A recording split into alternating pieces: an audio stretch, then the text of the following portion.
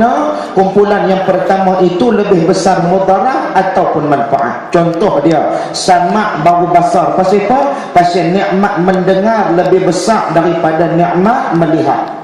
Ni tuan-tuan, kalau kata mai pada malam ni semua pakak-pakak pekak belakang, mata saja duk kelipok duk depan ustaz, tuan-tuan boleh faham ke apa kami duk cakap? Tobatlah tak ada faham lah. Sebab nikmat mendengar lebih besar daripada nikmat melihat. Kalau kata mai pada hari ni telinga saja duk dengar, mata buta, maka tuan-tuan mesti boleh faham apa yang kami nak cakap. Sebab itulah kita tidur dengan apa? Ni soalan ni selalu saya tanya. Orang Taman Serai Setia tolong dengar elok-elok lah. Kita tidur dengan apa? Dengan telinga. Jangan duk sebut kata tidur dengan mata. Malu ke orang ngaji hukum tafsir lambat-lambat. Ustaz duk main mengajar, dia habaq kata diberikan pendengaran baru berikan telinga. Maknanya tidur dengan telinga. Siapa ada tidur dengan biji mata? Sebab ada orang dia kata, ustaz saya tidur dengan mata, ustaz. Mohon. Nak tahu kata tidur dengan mata ke tak? Cuba tengoklah ni, pejam mata serapat-rapat, telinga duk dengar saya cakap. Tu tak nama kata tidur. Bila tidur, bila telinga dah tak dengar hujan turun, telinga dah tak dengar anak teriak, telinga dah tak dengar isteri beletir, itu barulah nama dia kata tidur. Tayadak tidur, lam yanalina. Ini ada bacanya. Sebab itulah Quran dia turun kepada kita, disuruh kita kaji. Afala yatadabbarunal Quran. Dia suruh kita bertadabbur dengan Al-Quran. Maka nak bagi elok tadi anak-anak kita tadi, yang pertama kata Nabi sallallahu alaihi wasallam, adibu auladakum bi thalathatin. Yang pertama bitilawatil Quran, bagi boleh baca Quran. Hari ini kita cuba tengok, kita habis dengan juzuk dunia ni tuan-tuan, berlambat-lambat. Kita baca Quran berapa banyak hari ni? Mangga, majalah betik, papaya, terung kita boleh baca sampai habis. Tapi Quran yang ada cerita dalam tu punya banyak, tapi kita tak mau nak baca. Macam mana yang selalu saya suruh tuan-tuan balik, tuan-tuan buka dalam surah Asy-Syu'ara, antara surah yang banyak kisah umat-umat terdahulu.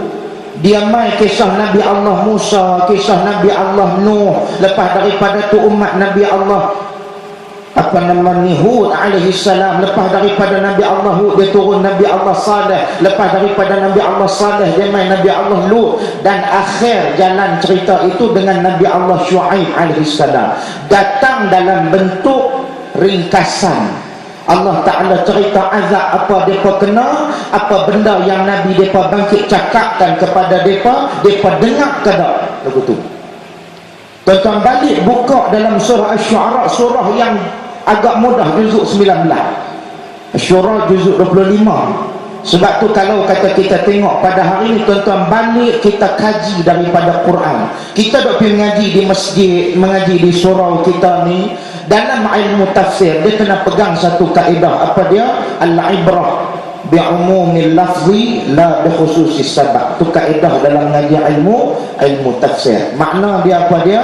Kita ambil satu-satu cerita tu tadi, jangan tengok kepada khusus turun ayat tu pasal apa. Cerita memang cerita pasal Namrud, tapi kisah Namrud tu ada tak terkait dengan kisah kita pada hari ini? Kita baca tentang kisah Fir'aun dengan Nabi Allah Musa alaihi salam, ada ke tak ada? Sebab tu kita pada hari ini kena banyak didik anak-anak kita dengan Al-Quran. Itu satu.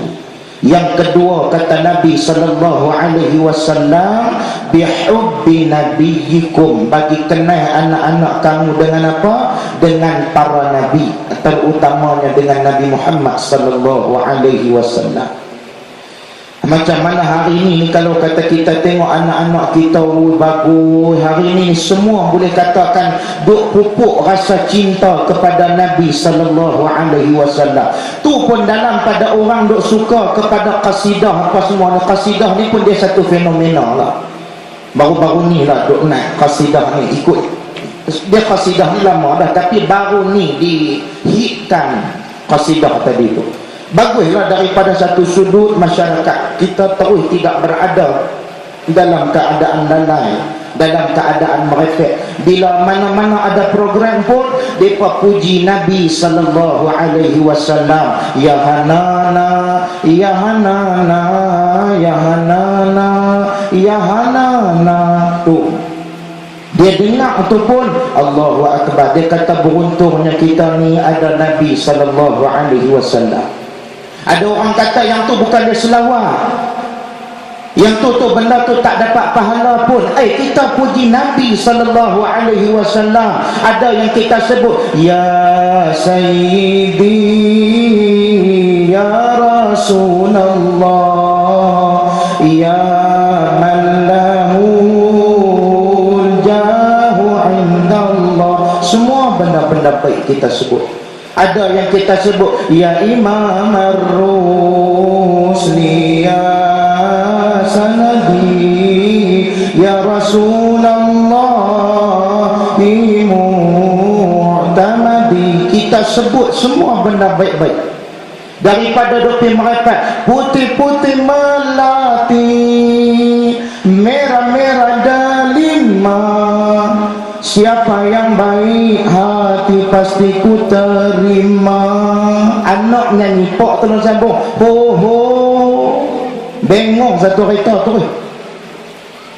Daripada kita dopi merepek ajak benda-benda lagu tu, baik kita letakkan qasidah, kita letakkan cerita-cerita Nabi, bagi dia kenal bihubbi nabiyikum.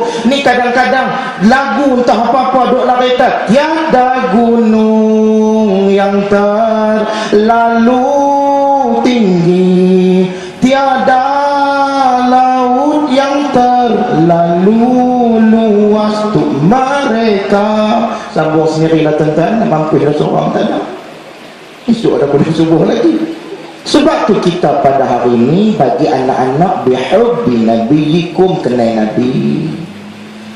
Rasa-rasa kalau kata anak-anak kita tanya kat kita anak Nabi ada berapa orang, kita nak pergi jawab apa ni? Kita ni yang duduk depan saya, yang duduk dalam apa nama dia rumah duk makan kacang apa semua ni. Anak-anak tanya dengan kita, rasa-rasa kita nak jawab apa? Bihubbi nabiyikum. Yang ketiga kata Nabi buat apa?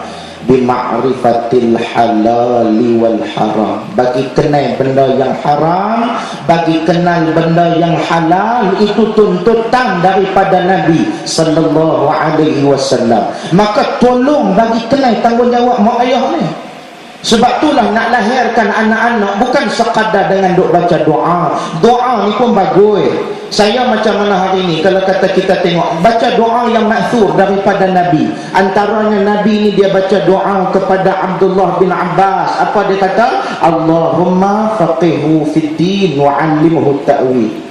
Ada doa yang Nabi baca kepada Anas bin Malik waktu Ummu Sulaim bawa Anas jumpa dengan Nabi. Nabi baca apa? Allahumma akthir malahu wa waladahu wa barik lahu fiha, kata Nabi. Apa jadi dengan Anas bin Malik, pemuda yang khidmat dengan Nabi? Dia jadi khadimun Nabi sallallahu alaihi wasallam selama 10 tahun. Satu riwayat kata dia start jadi khadam umur 10, satu riwayat lagi kata 13 tahun qila waqa.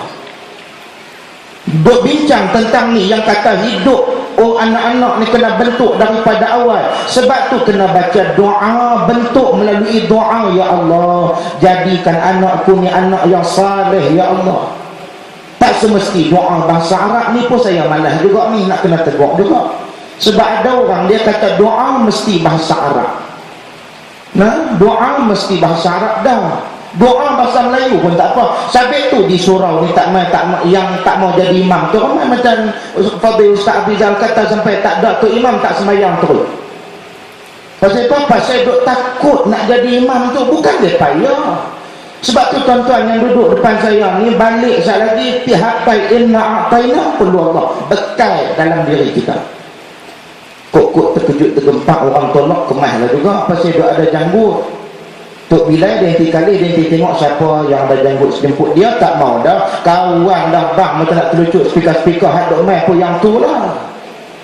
Dia kata ish kena cari hak mana yang ada janggut. Kali-kali kawan tu kebetulan muka pula suci jambu. Bukan jambu ayak ni, jambu ayak saya. Ni muka jambu sungguh ni. Dia tengok daripada jauh kawan tu tolak jadi imam. Kawan tu naik-naik jadi imam ke? Gelabah lah tak pernah. Sebab tu balik belajar jadi imam di surau kita ni. Sembayang lohor asar tak apa, jangan duk gagah jadi imam sembayang subuh. Cara saja hang cari naah lah. Jadi mas sembahyang asar bukannya payah pun. Hak duk di belakang ni kata tu imam kita cakap Arab hari ni, kawan baru balik umrah pitik apa yang sudah kata.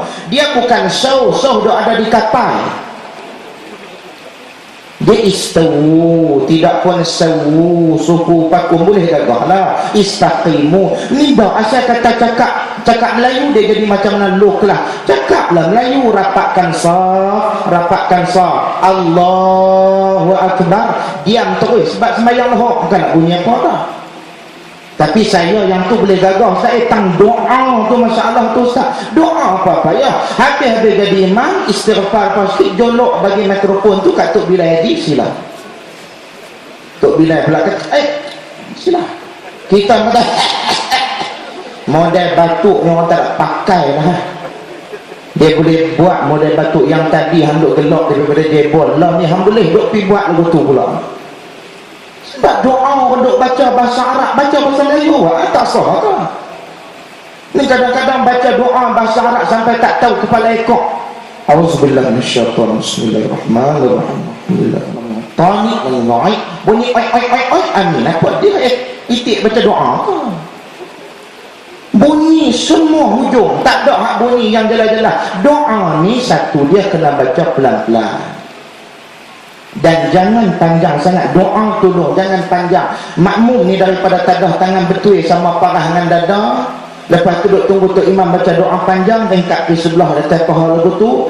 Last sekali bubuh terus atas paha. Hang nak bagi pun bagi, tak mau bagi pun sudah, Tuhan pun tak larat sebut panjang doa tu imam ni. Doa tak mau panjang-panjang, dan doa jangan terlampau pendek sangat, tak mau. Pendek sangat pun kira dengan Tuhan sangat, teruk sangat. Bismillahirrahmanirrahim. Ya Allah ya Tuhanku, macam doa kemarin, amin. Macam doa kemarin ni doa apa? Mamak nasi kandak kan? Bagi senonoh sikit. Nak minta bagi lahir anak yang saleh, anak yang salihah, mintalah. Sebab itulah orang lelaki-lelaki balik tolong. Paling utama buatlah sembahyang jemaah dengan anak-anak, bagi pesanan lepas pada tu. Ni benda yang Nabi suruh kita buat. Nabi pesan dekat kita, suruh kita buat. Terutamanya sembahyang jemaah. Ayah jadi imam, duduk depan tu, berdiri kat depan tu, baca enak tengok dengan peluang sudah. Jangan duduk gagah baca Quran, takut cari kepala lakum tak jumpa-jumpa tak ikut. Duk pusing tadi tu tengah jam. Bismillahirrahmanirrahim. Qul ya ayyuhal kafirun la a'budu ma ta'budun wa la antum 'abiduna ma a'bud wa la ana 'abidun ma 'abadtum wa la antum 'abiduna ma a'bud wa la ana 'abidun ma 'abadtum wa la antum 'abiduna ma a'bud wa la ana 'abdu. Ulang tak 40 kali. Tok Bilal kata awak panjang kuliah pada Sabih Hizri ni siapa? Tak tahu dia duk cari kepala lakum, pusing tak jumpa-jumpa. Mak Haji duduk belakang terai sampai tarik turun terai. Tok Imam lakum dinukum waliyadin. Lingkup sembahyang Mak Haji tu. Sebab tu kita pada hari ni kena balik kepada macam mana yang dilakukan oleh para sahabat ridwanullah alaihim ajma'in dalam pembentukan kepada anak-anak. Tuan-tuan tolong ingat tiga benda tu daripada sudut akidah. Sebab Allah Ta'ala kata, siapa yang berpaling daripada ayat Allah, wa man a'rada an dzikri fa inna lahu ma'isyatan dhanka wa nahsyuruhu yaumal qiyamati a'ma. Ini janji Allah. Siapa yang a'rada an zikri, yang berpaling daripada peringatan Allah, orang yang macam ni Allah Ta'ala akan fa'inna lahu ma'isyatan dhanka, bagi dia Allah Ta'ala akan sempitkan kehidupan dia. Sebab tu kita pada hari ni akidah dulu benda yang kena pasak dalam diri anak-anak, barulah masuk kepada syariah. Benda mula yang kena pasak adalah apa itu Allah. Allah itu adalah nama bagi zat yang wajib ada. Apa dia zat yang wajib ada itu? Zat yang wajib ada itulah Tuhan. Tuhan itu apa dia? Tuhan itulah matlamat ataupun tumpuan. Yang tu yang pasal kita duk sebut kata Allah itu inna salati wa nusuki wa mahyaya wa mamati lillahi rabbil alamin. Dan kita kena ingat, jadilah diri kita seperti mana sahabat. Antaranya siapa dia? Abdullah bin Amr bin Al-As. Abdullah ni waktu dia lahir, tunggu sana, Al-Amr bin Al-As pada waktu tu umur dia berapa? 15 tahun. Waktu tu kalau kata kita bapa umur 15, kita nanti kata apa? Budak kanyak ni. Tapi Abdullah waktu dia lahir, Al-Amr bin Al-As pada waktu tu umur dia 15 tahun. Bila sebut kata lagu tu, asal nama dia Al-As, tapi telah ditukar oleh Nabi, qad ghayyara Nabi sallallahu alaihi wasallam ismahu ila Abdullah. Telah ditukar nama dia daripada Al-As kepada Abdullah. Ini riwayat yang sahih daripada Imam Muslim. Dia ni punya kuat ibadat dia. Sampai Abu Hurairah kata apa? Dia ni satu pemuda yang hebat. Waktu muda dia tu dia peruntukkan untuk agama.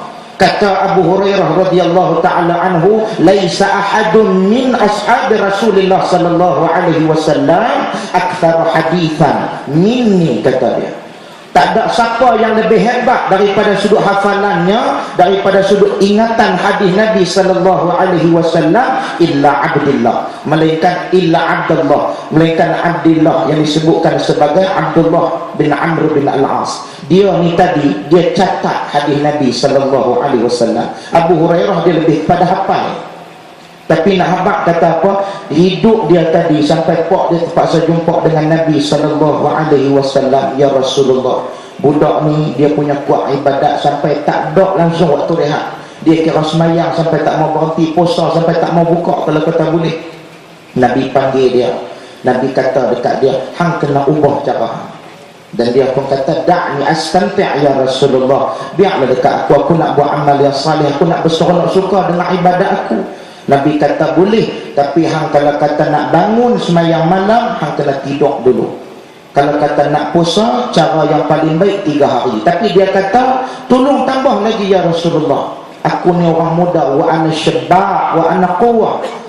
Nabi pun kata kepada dia, sum yauman fa'aftir yauman, hang puasa 1 hari, buka 1 hari. Sauma akhi Daud, puasalah macam mana Nabi Allah Daud alaihi salam. Inilah contoh peranan ibu ayah yang kena bentuk dalam diri anak-anak agar kita menjadi sehebat mana sahabat-sahabat Nabi ridwanullah alaihim ajma'in dalam pada kita mengesahkan Allah subhanahu wa ta'ala. Wallahu subhanahu wa ta'ala a'la wa a'la. Terima kasih kepada Al-Fadhil Ustaz. Jelas kepada kita semua bahawa antara intipati yang diperkatakan oleh Al-Fadhil Ustaz tadi, dalam kita nak mendidik anak-anak kita ini supaya kembali kepada cara Islam yang sebenar dengan kita menghayati sunnah Rasulullah sallallahu alaihi wasallam. Baik, saya kembali kepada ahli panel kita yang kedua. Bila membicarakan tentang forum bicara mu'ah, kita sedang berusaha untuk memartabatkan kembali Islam. Kita berusaha untuk menggemilangkan semula Islam. Jadi kalau kita nak ambil contoh-contoh agar menjadi inspirasi kepada kita, terutamanya kepada para pejuang, para pendakwah, daripada kalangan para sahabat dan daripada kalangan pejuang-pejuang terdahulu, moga ada sisi ustaz, sahabat-sahabat ataupun tokoh-tokoh perjuang yang boleh kita jadikan sebagai inspirasi untuk kita mendaulatkan semula Islam, insyaAllah, kalau boleh di bumi Malaysia, insyaAllah. Ustaz, silakan. Bismillahirrahmanirrahim. Alhamdulillahirabbil alamin, wassalatu wassalamu ala asyrafil anbiya'i wal mursalin wa ala alihi wa sahbihi ajma'in. Terima kasih pada moderator Ustaz Suhaimi. Sahabat ahli panel, kita masuk round yang kedua. Tuan-tuan dan puan-puan muslimin dan muslimat yang dirahmati Allah. Sebelum kita bercakap tentang perjuangan sahabat-sahabat Nabi ridwanullah alaihim ajma'in, perjuangan Rasulullah sallallahu alaihi wasallam, agak-agak tuan-tuanlah, hari inilah kita tengok, khususnya kita di taman kita dan juga di Padang Serai, dan juga sahabat-sahabat kita yang on air bersama dengan kita di YouTube di seluruh dunia, khususnya di dunia-dunia Islam. Agak-agaklah dengan kekuatan umat Islam yang ada pada hari ini, dengan apa yang disebut oleh Nabi SAW, penyakit yang menimpa umat Nabi di akhir zaman tuan-tuan adalah penyakit al-wahnu, iaitu penyakit hubbud dunia wa karahiyatul maut. Umat akhir zaman ni Nabi SAW sebut ditimpa dengan penyakit wahan, iaitu cinta dunia, tak suka mati. Ini penyakit umat akhir zaman. Sebab tu di kalangan kita tuan-tuan, dia selesa dengan kehidupan dia. Dia pergi kerja, dia balik 25 hari bulan cucuk duit, hujung minggu mancing ikan, lama-lama sekali pergi jalan makan dengan anak-anak. Lepas tu saya salah orang panggil makan kenduri ya. Hak minat main bola. Bukan salah, tak salah. Tapi tuan-tuan, kita melihat apa yang jadi kepada umat Islam pada hari ini, seolah-olah tidak ada sisi perjuangan untuk mendaulatkan Islam, mendaulatkan agama Allah Subhanahu wa taala. Kita ni tuan-tuan, bila kita cakap tentang perjuangan, kita jangan nampak satu macam ni lah, ustaz-ustaz kita berceramah, Ustaz Tirmizi dia pandai ceramah, kita tak pandai ceramah, jangan ada yang ceramah juga. Sagi lari habis orang. Kita mungkin boleh buat kerja-kerja yang lain. Di kalangan kita pandai dalam bidang komputer, ada yang pandai dalam bidang pertukangan, ada yang pandai dalam bidang-bidang kemasyarakatan, ada yang boleh jadi pemimpin masyarakat, ada yang boleh menjadi tenaga penggerak, pekerja ni nak buat forum pada malam ni tuan-tuan, bukan sikit tenaga yang diperlukan. Maknanya sebelum saya nak cerita tentang sahabat-sahabat Nabi berjuang bersama-sama dengan Nabi tuan-tuan, nak mengangkat Islam ni tuan-tuan, kalau kita kaji sejarah sahabat-sahabat Nabi satu persatu, sahabat-sahabat Nabi ni, kita akan tengok setiap sahabat ada peranan masing-masing. Dalam masa yang terbatas ni mungkinlah tak cukup untuk kita menghuraikan 10 atau 20 peribadi sahabat-sahabat Nabi kalau kita nak ambil, nak buat balik pada malam ni tuan-tuan. Tapi sekurang-kurangnya saya memilih 1-2 tokoh di zaman sahabat Nabi yang boleh kita sama-sama tuan-tuan untuk balik kita fikirkan, kita jadikan ini sebagai ikon, sebagai idola kita. Tak mau dah lepas ni tuan-tuan, kita kira kita dengan keluarga kita. Anak aku jadi baca Quran boleh dah, nak balik aku heavy dah. Anak aku panggil lo, anak jiran ambil pergi, tak ambil tahu. Sikap dia tak ambil tahu ni tuan-tuan, yang disebut ini peluang kepada Yahudi, yang disebut oleh Imam Muda Ar-Razi tadi, ini peluang kepada Yahudi. Bila dia tengok orang Islam ni dalam bahasa Pantai Timur, dia kata tak cakna, tak ambil berat, tak ambil tahu langsung apa yang jadi dalam masyarakat. Bagi dia, dia bahagia, keluarga dia bahagia, anak dia ramai, duit dia cukup, kenderaan dia banyak, dia boleh bercuti melancong pada bila-bila masa, cukup masa Allah Ta'ala nak ambil pergi mati dia. Senang tuan-tuan, hidup ni kira ini bibit kepada hedonisme yang disebut tadi. Hidup seronok, suka, tak kacau orang. Sebab tu tuan-tuan, di antara fahaman-fahaman sekular yang disebutkan tadi tuan-tuan, kita pernah dengar orang berucap, orang kata apa? Yang penting kita ni aman dan damai. Ya, memang betul, tetapi apa guna keamanan dan kedamaian kalau dalam maksiat pada Allah Subhanahu wa taala? Betul tuan-tuan muslimin dan muslimat yang dirahmati Allah.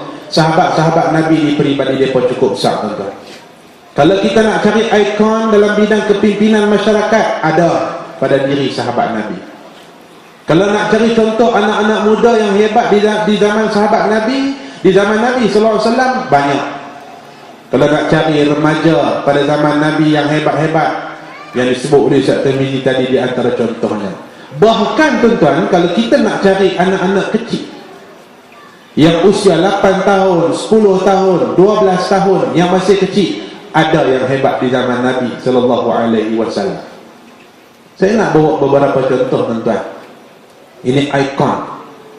nama yang saya pastilah tuan-tuan, bukan 100% tapi hampir-hampir, jarang-jarang orang kita mendengar nama sahabat yang hebat ini, yaitu Tufail bin Amr ad-Dawsi. Tufail bin Amr ad-Dawsi daripada Yaman, mai ke Mekah pada ketika Nabi SAW masih di Mekah. Datang ke Mekah kerana dia pemimpin masyarakat di sana, suku kaum ad-Dawsi. Tufail ini akhirnya dia datang ke Mekah untuk menghadiri satu pesta yang ada di Mekah pada ketika itu, dan pada ketika itu Nabi SAW sudah diangkat pun menjadi Rasul. Saya nak ringkaskan cerita tuan-tuan balik ni, mungkin kita boleh buat homework atau kita boleh kaji lagi sahabat yang hebat ini. Bila dia sampai di Mekah, Abu Jahal, Abu Lahab, mereka awal-awal lagi dah nampak dah Tufail ni orang berpengaruh, pemimpin masyarakat, kita kata pengurusi qaryah lah. Nah, mai daripada Yaman sana, mai ke Mekah. Dia ni kalau terpengaruh dengan Muhammad ni, kacau dia. Silat-silat, bukan kata ad-Dawsi saja, bukan kata kabilah dia saja, mungkin nanti satu Yaman nanti Islam. Takut dia. Maka akhirnya langkah yang diambil oleh Abu Jahal, mereka bisik dekat dia, panggil dia, Tufail, hang jangan dekat dengan Muhammad ni. Dia ni tukang sihir, ramai dah orang yang dia sihir. Dia ni kalau cakap ramai orang terpengaruh kerana dia penyihir. Akhirnya tuan-tuan, Tufail ni peringkat awal dia terpengaruh, dia ambil benda yang dia boleh tutup telinga dia supaya dia tak dengar apa yang Nabi Muhammad SAW cakap, Nabi ajak, Nabi dakwah. Sehingga sampai satu masa ini yang dikatakan hidayah Allah Subhanahu Wa Taala. Akhirnya Tufail dia masuk ke dalam Masjidil Haram pada satu hari, melihat Nabi SAW sedang solat pada ketika itu, dan dia mendengar ayat-ayat yang dibaca oleh Nabi. Hati dia terketuk, dan itu menjadi asbab kepada dia masuk Islam. Saya bukan nak cerita berkaitan dengan keislaman Tufail semata-mata, tapi tuan-tuan, di sebalik nama Tufail bin Amr ad-Dawsi ni apa dia sebenarnya? Hari ini tuan-tuan, kalau kita mengaji dalam bidang hadis Nabi SAW, riwayat yang paling banyak apa dia? Riwayat yang paling banyak hadis Nabi ialah Abu Hurairah radhiyallahu anhu. Abu Hurairah meriwayatkan lebih daripada 5,000 hadis Nabi. Baik, siapa yang menyebabkan ataupun siapa yang membawa dakwah Islam sehingga Abu Hurairah yang berada dalam kabilah ad-Dawsi di Yaman sana masuk Islam? Ini sahabat besar, Tufail bin Amr ad-Dawsi. Tufail inilah tuan-tuan yang balik ke Yaman. Daripada Nabi duduk di Mekah sampai Nabi mai ke Madinah berhijrah, dia duduk dakwah kabilah dia ad-Dawsi ni, tak ada siapa pun mau ikut dia.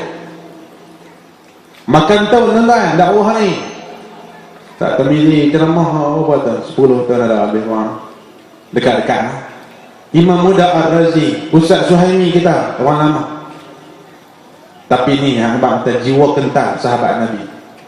Tufail, waktu Nabi di Mekah dia dakwah, tak ada siapa yang ikut. Ada 80 keluarga je dalam kabilah ad-Dawsi ni. Tapi tuan-tuan, pada tahun 7 Hijrah, Nabi ada di Madinah. Tahun 7 Hijrah pada ketika itu, 80 keluarga daripada kabilah ad-Dawsi semuanya Islam. Dan di antara yang Islam melalui dakwah Tufail bin Amr ad-Dawsi siapa tuan-tuan? Sayyiduna Abu Hurairah radhiyallahu anhu, atau nama dia Abdurrahman ibn Sakh radhiyallahu anhu. Kita kalau sebut Aaron Aziz kenal, bini dia mengenal orang. Baru ni anugerah bintang popular siapa? Nak lah. Kalau tuan-tuan tak tahu, Poman. Nah, apa kata tuan-tuan, kita ni kalau artis, kalau orang hebat-hebat ni kita rasa hebat, kita kenal dan kita kaji sampai sedalam itu. Tapi sahabat-sahabat Nabi tuan-tuan yang menjadi ikon perjuangan Rasulullah sallallahu alaihi wasallam yang boleh kita ambil contoh, kita tak kenal. Saya sengaja memilih dalam banyak-banyak tokoh tuan-tuan. Boleh kita bercakap tentang Abu Bakr As-Siddiq radhiyallahu anhu. Tuan-tuan selalu dengar nama ini. Yang Nabi iktiraf akidah iman yang ada pada Abu Bakar tuan-tuan lebih berat daripada akidah kita semua kalau dihimpunkan. Kita boleh cakap tentang Umar Al-Khattab radhiyallahu anhu, nama yang masyhur. Tapi sengaja kita bawa cerita Tufail bin Amr Ad-Dawsi nak bagi tahu kepada kita tuan-tuan, punya tak ambil beratnya kita tentang perjuangan sahabat-sahabat Nabi. Sehingga hari ini tuan-tuan, bukan takat Taman Selestia, seluruh dunia hari ini tuan-tuan Islam tersebar. Kita semua tuan-tuan kalau tidak tak tahu jadi apa. Sahabat-sahabat Nabi tuan-tuan berjuang siang malam tak fikir apa. Yang penting keredaan Allah Subhanahu wa taala. Benda ni kita kena ubah tuan-tuan. Maka sebab tu tuan-tuan, ini contoh Tufail bin Amr Ad-Dawsi dengan Islam dia, akhirnya disebalik keislaman dia tuan-tuan. Maka Abu Hurairah radhiyallahu anhu terketuk hati dia untuk masuk Islam. Hari ini tuan-tuan, umat Islam di seluruh dunia sangat terhutang budi kepada Abu Hurairah radhiyallahu anhu, dan lebih-lebih terhutang budi kepada Tufail bin Amr Ad-Dawsi radhiyallahu anhu. Kerana apa?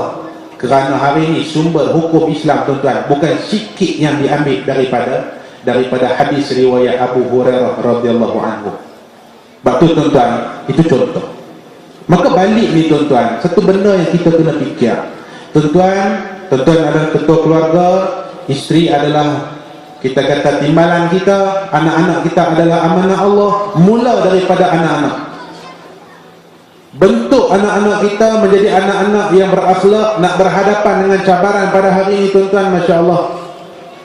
Takut kita dengar dia nak beranak, dia beranak dalam jamban. Yang bini kita ni tuan-tuan masuk wad 4 jam, doktor kata tak beranak lagi. Kita pun Bismillahirrahmanirrahim, Yasin wal Quranil Hakim. Habis-habis kita tanya nas, beranak lagi? Tak lagi, tak buka lagi. Sakit-sakit dah tapi tak buka lagi. Ayat ketubah pecah dah. Bismillahirrahmanirrahim, baca apa pula? Al-Mulk pula, Tabarakallah, baca 16 surah baca tuan-tuan. Doktor kata beranak. Jenis ni tuan-tuan, dia masuk dalam jamban tuan-tuan, dia duduk-duduk, dia tarik flash gitu, keluar. Nampak tuan-tuan, ini cabaran hari ini tuan-tuan, menakutkan. Ada orang tanya, Ustaz awak mudah amat kuat-kuat ni, pasal Allah tak mau gugur dosa dia. Mudah saja. Allah tidak mau gugur dosa dia, maka mudah. Isteri kita susah, kenapa? Kerana setiap kesusahan, sakit dia itu gugur dosa-dosa dia. Tentu muslimin dan muslimat yang dirahmati Allah, kita tengok pembunuhan anak, pembuangan bayi, apa yang berlaku pada hari ini tuan-tuan.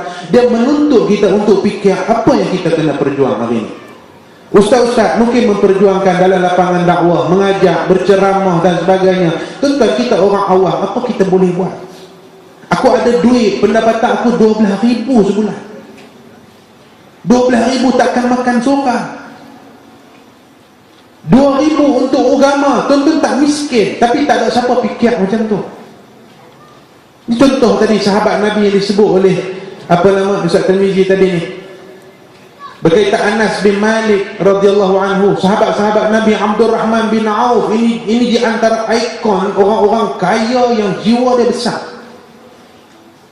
Hari ini tuan-tuan, kalau kita nak cakap Abdul Rahman bin Auf, pada hari wafat dia, harta yang ditinggalkan oleh Abdul Rahman bin Auf tuan-tuan, kalau di kalangan kita ada orang kaya, saya berani garanti tidak ada orang sekaya Abdul Rahman bin Auf. Tapi itu di antara sahabat-sahabat Nabi yang berjuang bersama-sama dengan Nabi SAW, yang jiwa dia tak terpaut dengan dunia. Hebat. Kita tuan-tuan, tak bangku gaji berapa dik, surau tak main, doa tak, kuliah tak ada perjuangan. Bahkan yang paling malang, perjuangan untuk keluarga, bukan perjuangan masyarakat, perjuangan untuk keluarga, untuk bentuk anak-anak. Saya Allah Ta'ala temukan tuan-tuan, takut kita tengok kemak tu dia, kita duduk di sekolah macam-macam bising, tengok kemak tu dia macam singa, main anak dia buat rambut macam ayam jantan, main hak bapak tak ada bentuk tu. Tuan-tuan boleh bayang apa yang jadi kepada umat akhir zaman tuan-tuan. Sebab tu saya kata tuan-tuan, hari ini bermula pada hari ini, setiap kita Allah Subhanahu wa taala akan tanya apa yang kita buat untuk agama Allah Subhanahu wa taala. Maka sekurang-kurangnya tanggungjawab tuan-tuan paling-paling tak ada pada keluarga sendiri.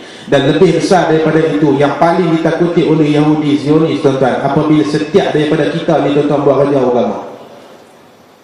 Ada yang ada duit, dia beritahu pengurusi surau, saya 12,000 sebulan, 1,000 untuk surau. Panggil ustaz-ustaz apa semua memang ajar, kita gerak dakwah.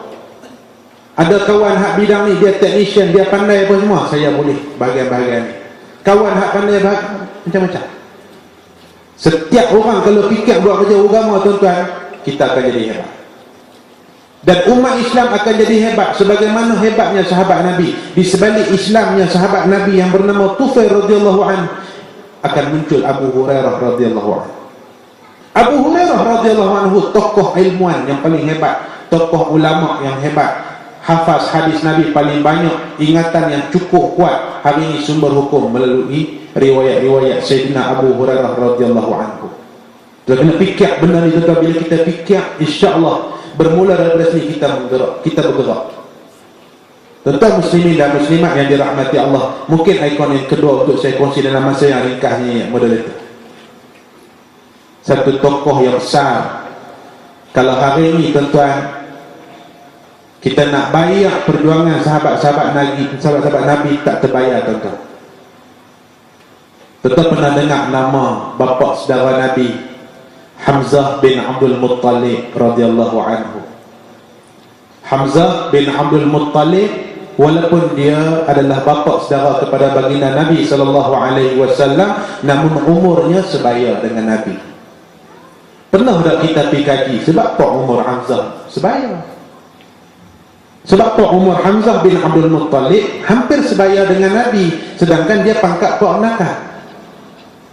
Sesuai saya kata tadi tuan-tuan, kita hari ni tuan-tuan, kalau artis ni dia cerai dengan bini dia, bulan depan dia nikah, kita tahu nama bini baru dia. Dia nikah dengan siapa, anak siapa, berapa belanja yang dia hangui, menurut semua kita tahu. Tapi sahabat Nabi kita tak tahu. Hamzah bin Abdul Muttalib ini pada hari berkahwinnya bapa Nabi SAW, Abdullah dan Siti Aminah, pada hari yang sama Abdul Muttalib bernikah semula. Abdul Muttalib menikah lagi, dan ibu kepada Hamzah bin Abdul Muttalib, yang Abdul Muttalib nikah pada hari yang sama, itulah yang melahirkan Hamzah bin Abdul Muttalib. Maka sebab itu usianya sama. Apa cerita di sebalik Hamzah bin Abdul Muttalib? Pejuang yang sangat handal, yang sangat hebat.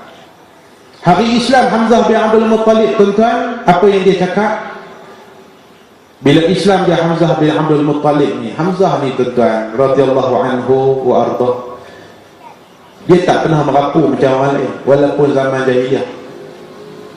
Kerja dia Hamzah bin Abdul Muttalib ni, kerja Sayyidina Hamzah ni, dia berburu, dia suka pergi buku, kami hutan, di guru-guru, dia suka.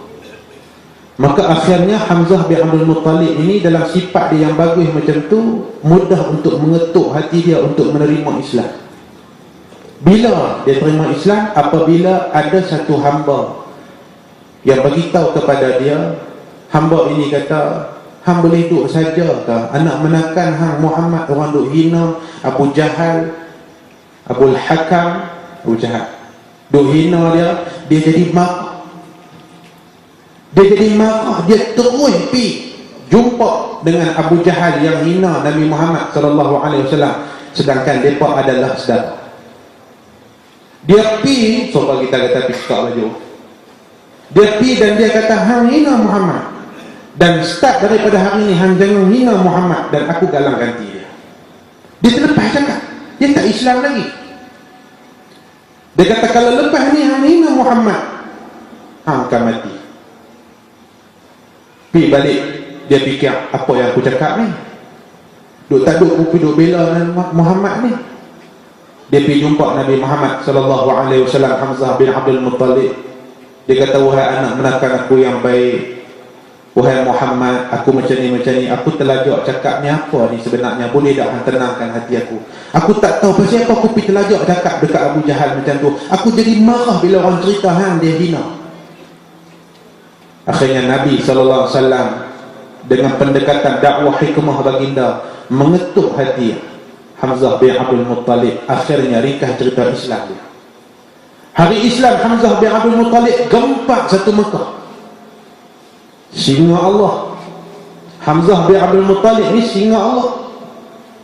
Anak-anak kita bukan singa. Dia berangkat tayar motor rumah ni tuan-tuan tak tentu punca. Singa pun nanti lari tengok dia mati. Nah, habaq kata tuan-tuan, jiwa sahabat Nabi ni hebat. Hamzah bin Abdul Muttalib bila dia Islam saja tuan-tuan, tak lama selepas itu Sayyidina Umar Al-Khattab masuk Islam. Dan pada hari Sayyidina Umar Al-Khattab masuk Islam, datang nak jumpa Nabi sallallahu alaihi wasallam, semua orang takut Umar mai. Rupa-rupanya Umar Al-Khattab radhiyallahu anhu mai nak masuk Islam kerana dah dengar ayat Quran yang dibaca oleh adiknya. Apa cerita dia? Hamzah menjadi galang ganti pada ketika itu. Dia kata, apa, jangan takut, aku akan jumpa Umar sebelum dia jumpa Muhammad, Nabi Muhammad sallallahu alaihi wasallam. Tetap muslimin dan muslimat yang dirahmati Allah, bila kita menyorot, bila kita kaji perjuangan sahabat-sahabat Nabi tuan-tuan, kita rasa kita usah ni. Saya nak terang tuan-tuan ni, kita duk mengajar, duk pergi mengajar kitab, rasa usah ni. Kita mengajar kitab tuan-tuan, dalam keadaan perjuangan kita pada hari ini, kita rasa hebat sangat dah.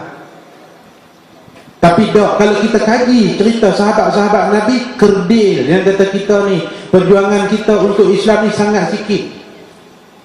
Maka akhirnya tuan-tuan, kita tengoklah umat Islam pada hari ini yang Nabi sebut dengan penyakit wahan tadi tuan-tuan, cukup banyak. Hubud dunia memang ada tuan-tuan. Apa arti hubud dunia? Dia kira kerja, cari makan, cukup bulan, pergi tekan duit, lepas tu enjoy, hidup seronok, orang tak kacau aku, aman bahagia, okey. Seronok lah, tak tahu nak abang dah. Bukan melancong 4-5 bulan sekali, tiap-tiap bulan melancong. Aku tak kacau orang. I walaupun macam ni, tapi I beriman kepada Allah. Macam tu. Walaupun I tak pakai tudung, tetapi hati di dalam ni cukup beriman kepada Allah Subhanahu Wa Taala. Ambil buku tu, katok dia bala. Golongan-golongan ini tuan-tuan muncul kerana apa? Kerana banyak sebab. Yang disebutkan di awal tadi saya sebut, kerana kejahilan. Yang kedua, kerana orang-orang yang ada kesedaran macam kita tuan-tuan tak bergerak dalam masyarakat. Bila kita tak bergerak dalam masyarakat, lepas itu kita menghukum mereka, kita hukum golongan ni, dia pun macam ni, apa kesudahan? Maka sebab tu tuan-tuan, contoh daripada Tufail bin Amr Ad-Dawsi radhiyallahu anhu kita boleh ambil pada malam ni. Daripada Nabi di Mekah sehingga Nabi hijrah ke Madinah, 7 tahun Nabi di Madinah, baru kabilah Ad-Dawsi masuk Islam. Berapa lama? Cukup lama tuan-tuan. Tapi kegigihan Tufail berbaloi. Dan berbaloi kegigihan Tufail itu hari ini tuan-tuan. Dan bukan nama dia sahaja, bukan sahabat ini sahaja, dan ramai lagi kalau kita nak kaji tuan-tuan dalam masa yang terbatas ini. Kita boleh sebut nama Mus'ab ibn Umair yang tinggal kekayaan di Mekah. Mak bapak dia orang kaya, dia tinggal kerana ikut Nabi SAW. Hari ini anak kita boleh tuan-tuan. Anak kita tuan-tuan tak dapat duit RM4, duk runtun kaki seluar ni. Anak kita pada hari ini tuan-tuan tak belajar dah arti kesusahan, apatah lagi nak susah dalam Islam. Susah dalam hidup pun boleh tentu tuan-tuan. RM4 tak bagi, dia runtun kaki seluar. Ayah, RM4 tak main. Kita dulu, pak kita terlupa bagi duit pergi sekolah lagu tu je, tak minta boleh. Sampai sekolah, pak di rumah tanya, Allah, anak aku pergi sekolah tak bagi duit, pak pergi pula. Awak abang tak minta, awak hang tak minta, awak adik tak minta, tak kata apa, pak bagi ambil. Belajar kita arti susah pada ketika itu. Maka hari ini tuan-tuan, kita melihat apa yang jadi pada hari ini. Susah yang anak-anak kita ni tuan-tuan, nak susah dalam hidup pun dah, apatah lagi nak susah untuk Islam. Bangkit subuh dah, apatah lagi nak susah dalam berjuang agama. Maka sebab tu tuan-tuan, bila kita kaji tentang Mus'ab ibn Umair, cukup menyayang hati. Satu anak orang kaya di Mekah, bapak dia dalam cerita, dalam riwayat sebut tuan-tuan, kalau anak orang lain pakai pakaian yang lebih mahal daripada Mus'ab, aku akan minta khadam pergi cari pakaian yang lebih mahal daripada pakaian anak orang tu. Itu zaman jahiliah. kaya, tampan, segak, bergaya, tuan-tuan. Kalau hari ini kita katalah segak lah, macam pena-pena kita, kecuali saya. Maksud semua apa nama, black paralysis dia panggil. Begitu berkilat. Hebat yang kata kehidupan Mus'ab bin Umair di Mekah, tapi tinggal kekayaan ni. Pasal apa? Pasal nak ikut Nabi Muhammad sallallahu alaihi wasallam. Syahid Allah kurniakan kepada Mus'ab dalam perang Uhud. Dalam perang Badar tak syahid, melengung, sedih. Awaklah aku tak dijemput syahid.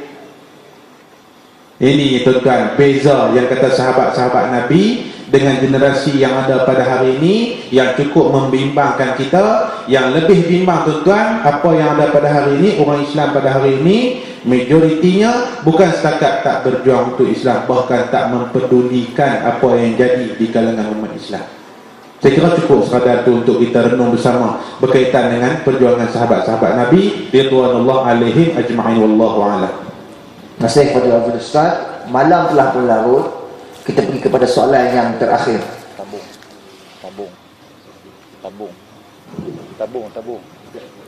Pergerak tabung. Sambung. Tabung. Oh, ada tabung. Okey, kita minta kita gerakkan tabung untuk gerak tabung kutipan kita, insya-Allah, untuk membantu bagi program-program surau Al-Ihsan, insya-Allah. Kita boleh gerakkan tabung bagi siapa-siapa yang sudi untuk menyumbangkan, boleh sumbangkan kepada tabung yang disediakan. Baik, persoalan yang terakhir pada pandangan yang ketiga pada malam ini berkaitan dengan kekeluargaan. Fadil Ustaz, cabaran anak muda hari ini dalam keadaan orang kata dunia tanpa batasan.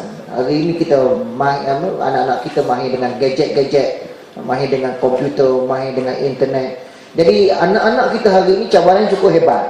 Sebab kalau kita satu masa dulu pun, kalau kita pada hari ini macam kedudukan anak-anak kita pada hari ini, kita pun belum tentu juga boleh menghadapi cabaran sebagaimana anak-anak kita pada hari ini. Jadi soalan saya kepada Al-Fadhil Ustaz, apakah bentuk-bentuk jati diri yang perlu ada pada diri anak-anak muda dalam nak menghadapi cabaran alam cyber yang terkini, dan bagaimana ibu bapa perlu memahirkan diri mereka dalam teknik-teknik yang lebih bersesuaian pada alaf anak-anak zaman era teknologi pada hari ini. Silakan Ustaz. Alhamdulillah, wassalatu wassalamu ala Rasulillah wa ala alihi wa ashabihi wa wala. Terima kasih kepada Tuan Moderator Fadil Ustaz untuk pusingan yang kedua. InsyaAllah tabung sedang bergerak, jangan sayang duit. InsyaAllah tadi Ustaz Hafizah cerita dah, jangan rasa berat atas jalan Allah. Kita tak ada nanti kubur kita sempit. Apa yang kita sumbangkan ni akan perluaskan. Kubur kita panas, apa yang kita sumbangkan ni akan jadi aircon bagi kita sejuk.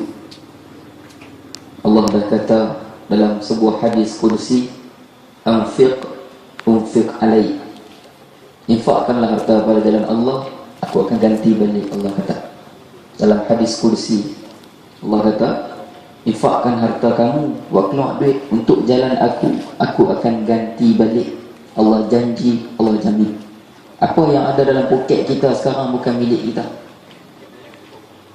Tabung duk jalan kat belah muslimat, belah muslimin, insya-Allah seluk poket, jangan duk seluk dalam sangat. Sat pergi jumpa duit siling, gagal buat atas ni. Keping-keping retas tu nak masuk tu. Insya-Allah ia bekal kita.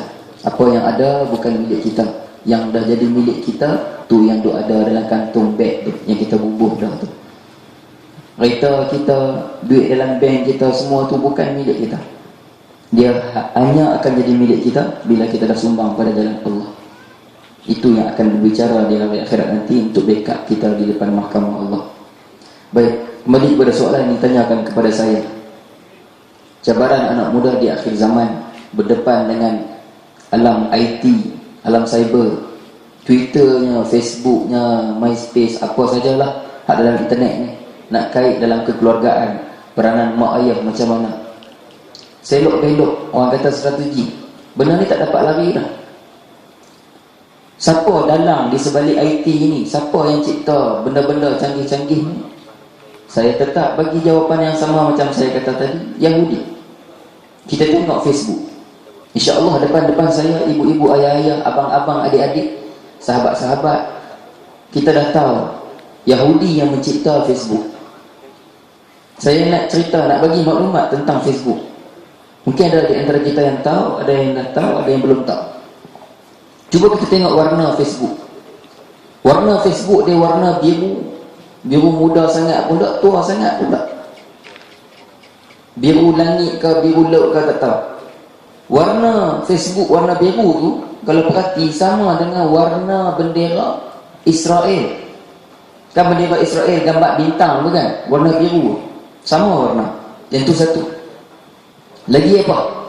Cuba perhati Facebook, bila kita tekan dekat orang panggil apa, wall, kan kita nak post, betul tak? Nak tulis status, nak tulis apa-apa lah, nak putih tunang ke apa, duk meluah dalam tu lah.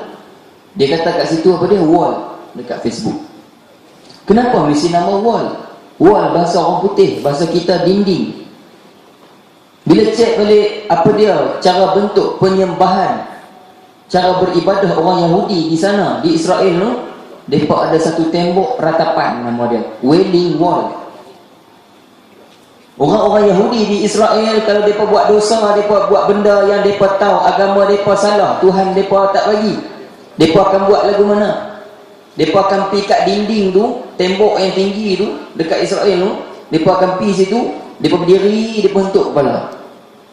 Hentuk kepala tahu tu. Ada sebahagiannya dia ambil kertas, dia tulis atas kertas, dia lipat-lipat, dia buh celah dinding tembok tu. Apa nama tembok tu? Saya sebut tadi, Wailing Wall, tembok ratapan. Pergi balik Facebook tadi, kenapa saya kata ada kaitan dengan Facebook? Satu, warna dia sama dengan warna bendera Israel, warna Facebook. Dan kita pun tahu Mark Zuckerberg tu, yang mereka Facebook, dia punya agama apa? Agama Yahudi. Kita dah tahu. Satu lagi apa? Yang wall tadi. Kenapa Facebook bila kita tulis status, dia naik dekat wall? Sebab orang Yahudi ni, Mark Zuckerberg ni, dengan puak-puak orang yang duduk belakang dia semua yang cipta Facebook ini dah tahu Facebook ni akan jadi satu fenomena, akan jadi satu tumpuan manusia di atas dunia, satu laman sesawang utama, laman sosial, laman perhubungan manusia yang utama di atas dunia. Dan sekarang ia telah berlaku. Dan bila jadi laman utama, akan jadi tempat macam-macam, terutamanya tempat luahan. Dan sekarang kita tengok suami dia bergaduh dengan isteri dia, hak couple tak nikah lagi, tak ada hubungan halal haram lagi apa semua, tak ada kaitan apa semua lagi, dia bergaduh, dia nak clash, dia tulis dalam Facebook, bunga bukan sekuntum lah, tulis. Hak ni pun balas balik pasal kumbang, macam-macam lah, tulis ayat apa pun, ayat ringkah-ringkah nak marah ni. Silaka punya awet tipu aku, makan duit aku belanja. Dia tulis luah, pakat luah masalah masing-masing. Hak ni luah pula, balik sekolah tadi dalam kelas kena marah dengan cikgu, jadi tempat luahan. Orang tua ke, muda ke, siapa ke, orang agama ke, tak agama ke, maknanya telah berjaya Yahudi mencipta Facebook untuk menjadi tempat luahan. Di mana umat Islam meletak Allah, bila mana Facebook jadi tempat meluah. Tu saya kata di awal tadi, Yahudi dia tak guna senjata canggih-canggih sangat pun untuk runtuhkan Islam. Tak perlu cari muncung kereta kebal, tak perlu cari jet tanpa pemandu, walaupun mereka ada semua tu. Tapi mereka ada cara yang mudah, hanya gunakan mulut, hanya gunakan akal, menjatuhkan umat Islam. Jadi sekarang kita, bila kita berada di tempat tu, adakah kerana bila kata Facebook ciptaan Yahudi kita tak payah guna? Tidak. Zaman Nabi sendiri dah tunjuk, para sahabat zaman mereka semua dah tunjuk, ada waktu kita boleh guna akal daripada musuh Islam, ada waktu kita boleh guna senjata musuh Islam untuk kata atas mereka balik. Kita tengok kejatuhan Lani Mursi, tak tahu nasib macam mana setelah ramai orang ikhwan muslimin Mesir ditangkap. Sebelum Mursi naik, Husni Mubarak, bagaimana Husni Mubarak digulingkan? Husni Mubarak, Presiden Mesir yang hampir 30 tahun memerintah di Mesir, memerintah dengan penuh kekejaman, tindah rakyat. Bila ada rakyat ada masalah pergi mengadu, Pi mengadu dekat kerajaan Mesir, tak akan balik rumah dah. Ahli keluarga tunggu, mana tak balik-balik anak aku ni. Kena tangkap, kena seksa, tak tahu hidup ke tidak. Zalimnya Husni Mubarak punya pemerintahan. Tapi bagaimana dia digulingkan? Melalui Facebook. Bermakna walaupun Facebook dicipta oleh musuh Islam, kita boleh guna apa sahaja alat yang canggih sekarang. Gadget-gadget apa tadi yang moderator kata, kita ada WhatsApp ke apa ke saja, kita boleh guna demi nak martabatkan Islam. Di Tunisia, di Libya, banyaknya melalui Facebook. Passing maklumat, passing lokasi, mana kita nak berhimpun, mana kita nak lawan tentera kerajaan yang jahat, zalim ini. Dalam masa kita duk sebut tentang positifnya cara kita nak guna alam cyber ini, wahai ibu, wahai ayah, wahai anak muda, kita kena ingat memang banyak negatif. Sebelum kita nak cakap nak guna lagu mana, kita tengok dulu didikan kita yang asal. Kita seorang anak muda, kita nak tahu, kita sebagai mak ayah nak tahu anak kita membesar dengan cara apa. Jangan kita letak rasa percaya diri kepada dia senang-senang. Jangan dah yakin betul dia dekat dia. Tadi soalan moderator tanya, mak ayah ni macam mana nak kena ceburi ke dak bidang ni, nak kena alim ke dak dalam alam cyber ni. Memang kena belajar. Kena sangat-sangat dah. Jangan lepas tangan. Kita kadang-kadang anak kita, dia mungkin tak rosak dengan handset. Dia mungkin tak rosak dengan kawan di sekolah. Mungkin tak rosak dengan jiran-jiran di tempat rumah dia, kawasan taman ke apa. Tapi dia boleh rosak dengan alam cyber ni. Dia buka Twitter, buka Facebook, ada grup apa? Grup sekian-sekian. Saya baru-baru ni dalam bulan lepas, saya ada Facebook saya sendiri, page Astro yang buat. Bila saya masuk Imam Muda Muslim ketiga, dia pun buat sendiri dah profil kami Imam Muda. Saya Imam Muda Ar-Razi, ada page saya. Tapi saya punya Facebook saya yang peribadi punya, Facebook peribadi Fakhrul Razi Ibrahim, dah penuh friend, tak apa. Tapi nak habaq kata, orang boleh invite masuk grup-grup ni. Saya dimasuk dalam satu grup, nama apa? Test.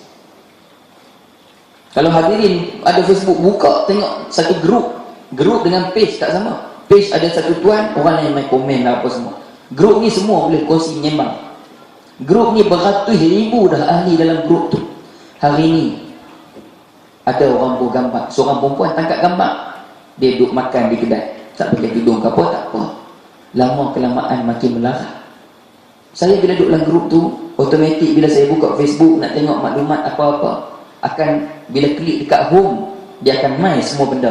Saya punya grup tadi, hak grup ni, kata-kata kawan saya, dia akan main.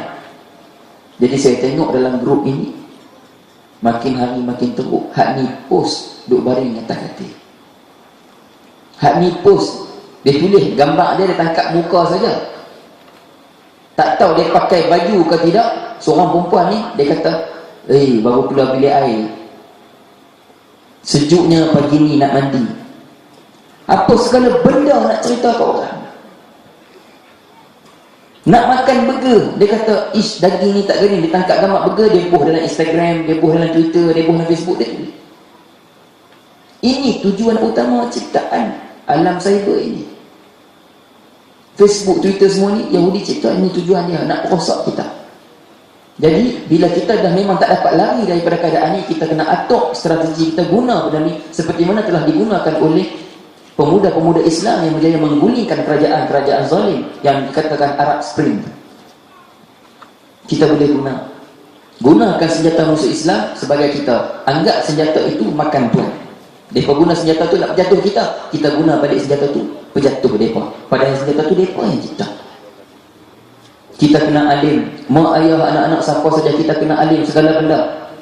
Anak-anak kita main Facebook, jangan bila kita pergi lalu, makcik-pakcik lalu dekat meja anak-anak, pergi tengok anak-anak dia buat kerja apa, duduk sat dia buka Facebook, kita tengok je, oh ni ke Facebook. Lepas tu duduk sat nampak muka orang telanjang, gambar orang telanjang, buat tu saja anak kita pun pakai cong kita, kencing kita. Ni tak tahulah Facebook ni masuk ke mana ni. Dia Facebook lagu ni. Kadang-kadang kita tak kenal, dia keluar gambar orang main tami, padahal itu kawan anak kita. Anak kita boleh kelentong kita lagu tu saja kalau kita tak ambil tahu. Handsetnya, apa benda, semua macam-macam.